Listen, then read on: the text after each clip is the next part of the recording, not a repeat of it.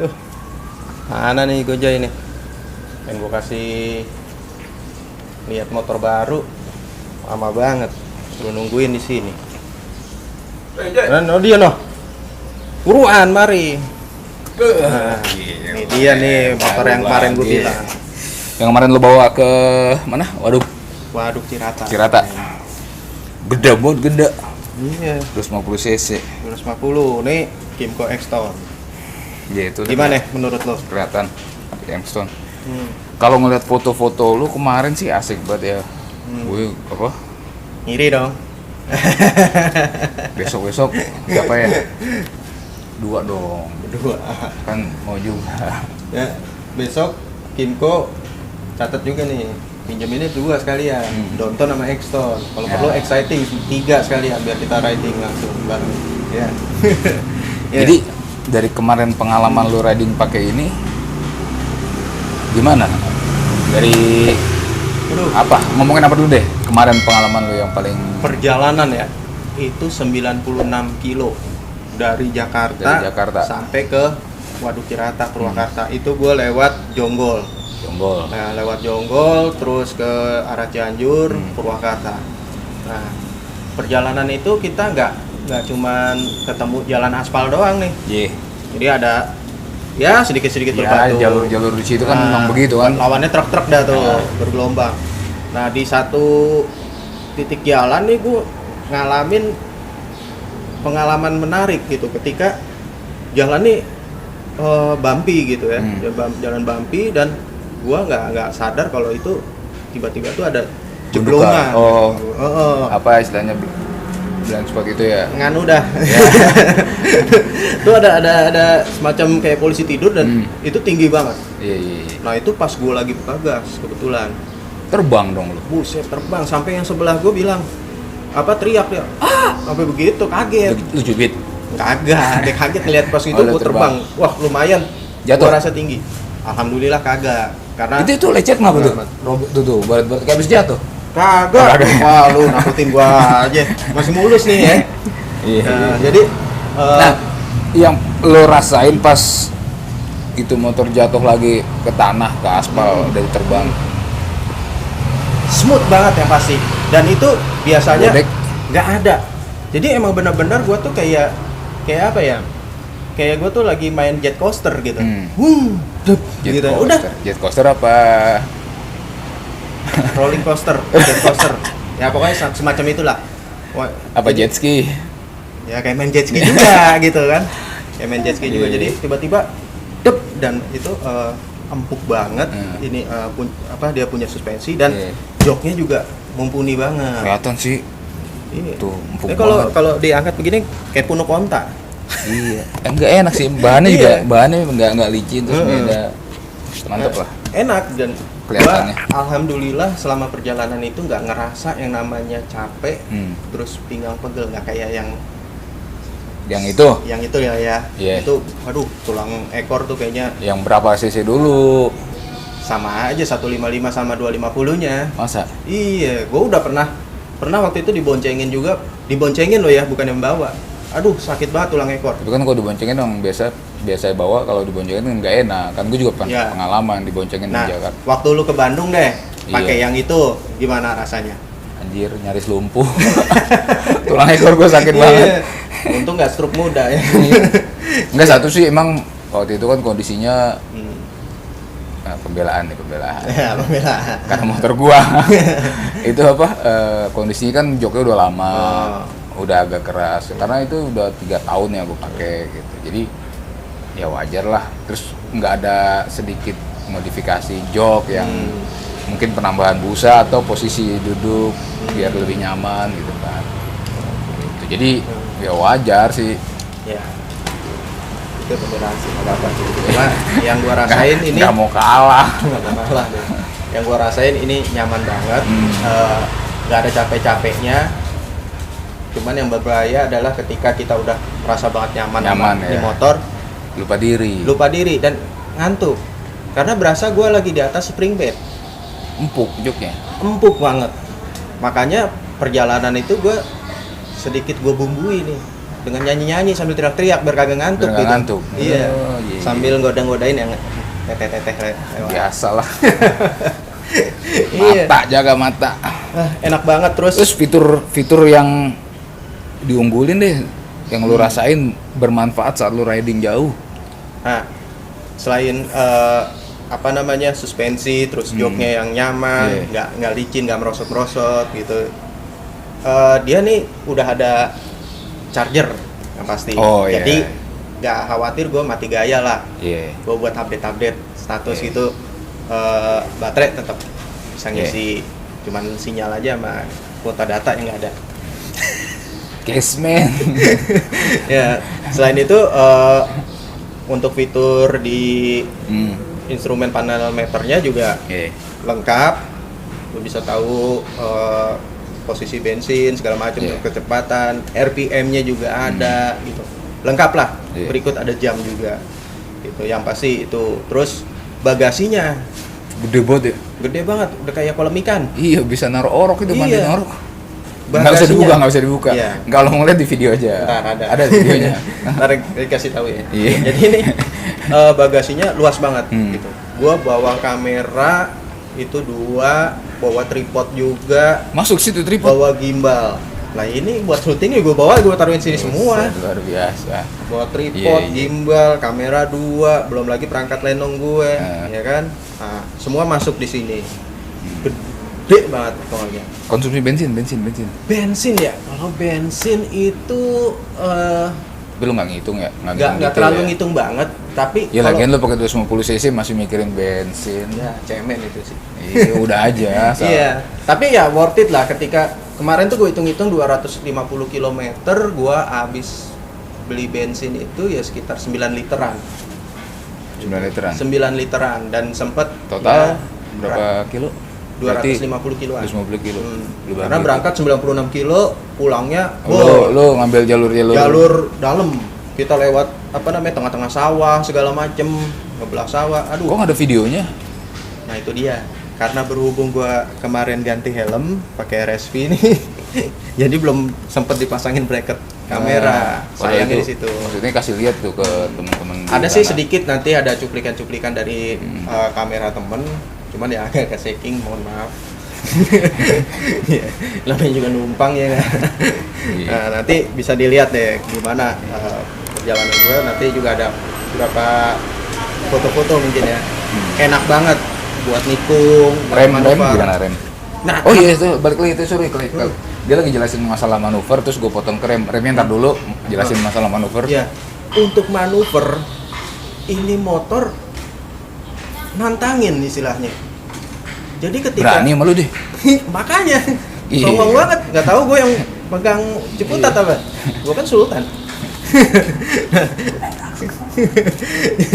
Jadi di motor waktu diajak nikung itu dia nurut gitu. Nurut terus kita mau rebahin dia malah ngikut terus, malah nantangin gitu. Seberapa berani lu gitu? Berani, jadi makin berani gitu. Nah, ada gue akhirnya inisiatif gue sedikit ngebuka kaki gitu. Buka maksudnya? Ya, jadi kaki gue keluarin dikit buat posisi lu begini. Iya, jadi agak sedikit begini. Kalau ini buat tanda gue, kalau kaki gue udah nyentuh, udah itu udah terlalu miring bagi gue gitu. Takut lah udah. Ya, bukan takut jatuh. Iya, takut diomelin sama yang punya. Gitu, jadi buat tanda gitu. Karena nih motor asik banget buat diajak manuvernya. Terus buat sempet awal gue pakai ini motor. Ini kan bodinya panjang ya, panjang banget gitu. Agak khawatir gitu karena dia nih buat nyalip-nyalip, buat. Iya kan gede nih. Takut lu nyenggol. Takut nyenggol gitu. Tapi ternyata lincah. Asik juga. Asik. Manuver buat akselerasi, nyelip-nyelip tuh enak gitu. Ya ada juga nanti ketika gue lagi riding, videonya itu ketika nyalip-nyalip juga ada.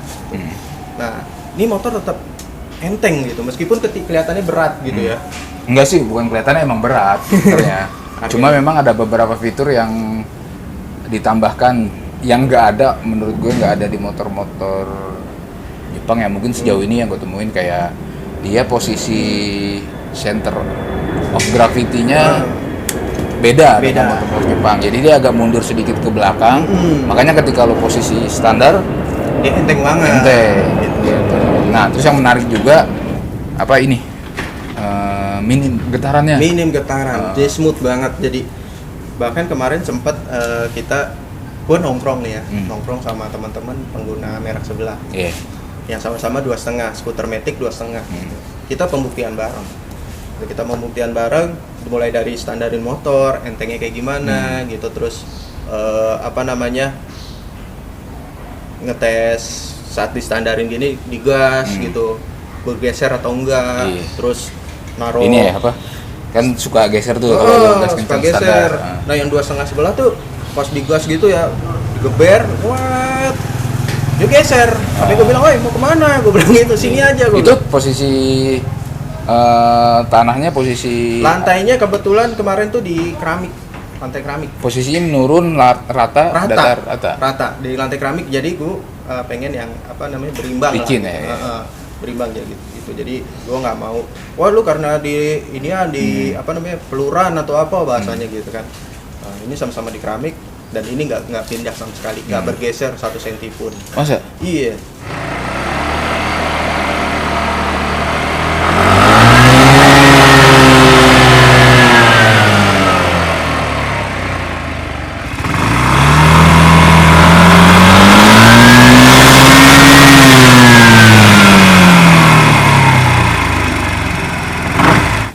Terus kita pembuktian lagi lewat segelas kopi.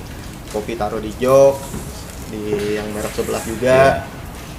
Tok gas. Oh dia kebajur dah tuh joknya. Keguyur, sebor. Dia ngomel-ngomel. Kopi manis diguyurin ke joknya.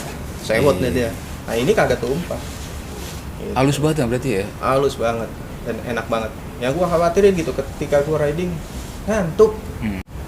Lo gimana sih lu naik spring bed terus diajak terbang gitu, nggak nyentuh.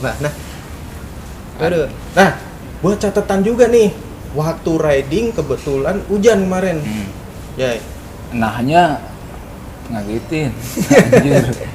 Iya, karena gue ngerasa sedikit terganggu sama windshield.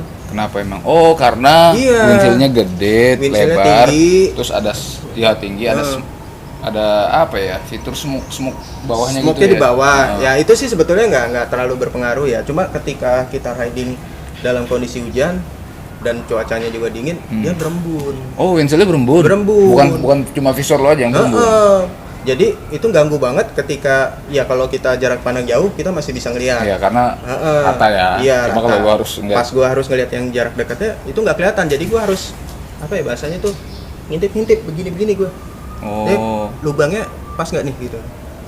Jadi gue harus bisa mastiin itu supaya. Kok bisa berembun ya? Ya namanya dingin mungkin ya gitu. Cuma dia windshieldnya ini kalau nggak setahu gue biasanya ya. Biasanya sih nggak tahu sih kalau emang ternyata suka berembun juga.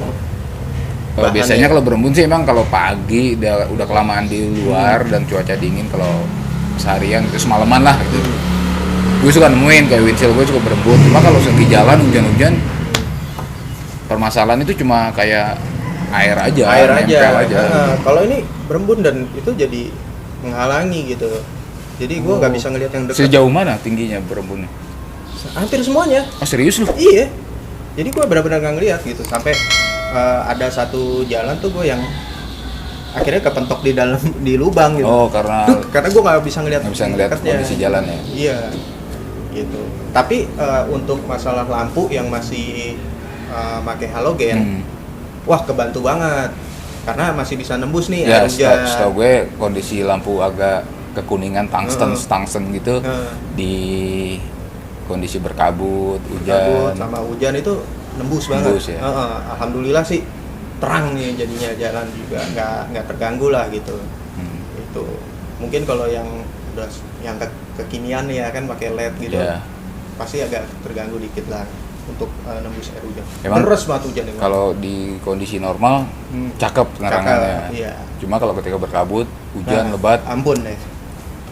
Ini juga lo sebenarnya nggak terlalu, cuma cukup terbantu aja ya. Iya, cukup terbantu jalan aja karena ya memang jalanan juga selain hujan, terus kebetulan jalan yang kita laluin itu lagi mati lampu total. Buset, mati lampu di mana? Oh, daerah Sukamakmur. Sukamakmur ke arah Citerep itu mati lampu total. Jadi ya itu kan jalannya nggak gede-gede amat. Nggak gede-gede banget. Satu mobil doang. Gitu. Kiri kanan sawah, kebun. Iya. Nah itu fit dari sisi kenyamanan, terus fiturnya, konsumsi BBM. Nah tadi lu nanyain masalah pengereman. Itu dia, belum kelar tadi. Untung lo inget. Nah. Gue nyaris pengen udah hampir ngerokok asem. Jadi untuk masalah rem, X-Town ini udah pakai ABS. Bukan asal berhenti syukur. Biasa berhenti astagfirullahaladzim gitu kan. Nah kalau ini ABS, anti lock braking system. Ya. Jadi dia bekerja banget nih ketika depan belakang. Jadi dia bekerja banget dual braking ini ketika gue sempat kemarin nyoba untuk panic braking juga kerja banget gitu. Dan enak gitu, smooth untuk posisi kita stopnya tuh nggak ada gecol atau apa gitu, nggak ada. Jadi itu ABS, sorry gue potong, ABS itu fitur emang udah standarnya atau ada opsi yang non ABS dan ABS? Enggak, memang untuk X-Town ini pas kemarin launching ya, itu memang udah dilengkapi fitur ABS, gitu. Jadi yang versi sebelumnya Downtown itu dia masih belum ABS, gitu. Meskipun harganya ada opsi ya, kalau mau pakai ABS berarti lo ada nambah harga di Downtown. Enggak. Oh enggak, emang non ABS. Downtown tuh emang non ABS. Non ABS. Gitu. Belum ABS dia. Nah, untuk yang di Indonesia ya. Jadi Kymco Downtown itu dia belum ABS tapi harganya lebih mahal dari X-Town. Gitu. Karena dia secara torsi lebih tinggi daripada si X-Town ini dan kenyamanannya juga greget gitu. Nanti kita akan coba lah. Jujur sih jadi kepikiran, karena kan sebelumnya emang tertarik sama brand sebelah gitu kan, yang 2,5 gitu. Soalnya buat jalan-jalan jauh ya, satu dari sisi kapasitas mesin, sisi kan tenaga juga lebih enak. Apalagi ketika ditambah dengan kenyamanan posisi riding segala macem. Harga jadi berapa ya? Kepikiran ya pengen. Harga ya, awal di launching ini harganya 62 juta. Awal. Cuman kemarin tuh launching bulan Juli ya. 2 bulan kemudian naik lagi. Jadi 64 juta. Kayak iklan real estate. Harga akan naik. Buruan. Tahun depan naik lagi nih kayaknya. Ya belum tahu juga sih gitu. Cuma ya harga terakhir 64 gitu. Gua rasa sih worth it, dan selain fitur-fitur tadi yang paling utama adalah ketika gue pakai motor ini jadi pusat perhatian. Gede. Soalnya jarang yang pakai juga sih. Jarang yang pakai. Banyak orang yang nanya, itu motor apa bang? Itu motor apa om? Gue bilang Kymco dari Korea ya. Banyak orang yang mikir Korea gitu. Tapi Taiwan. Taiwan Cina Taiwan, bingung kan lo? Pokoknya ini dari Taiwan. Jadi ya luar biasa lah, appreciate banget. Tapi kan dari dulu ya udah terbukti juga sebenarnya Kymco ya. Mungkin kalau bisa dibilang kayak hadir di saat apa ya, dari waktu yang kurang tepat ya mungkin ya. Tapi soalnya ngeliat fitur-fiturnya dia, teknologi yang diterapin sebenarnya udah ada dari dulu, justru yang baru diterapin di beberapa motor-motor Jepang. Iya. Jadi memang dia ya kayak apa namanya, panel RPM lah.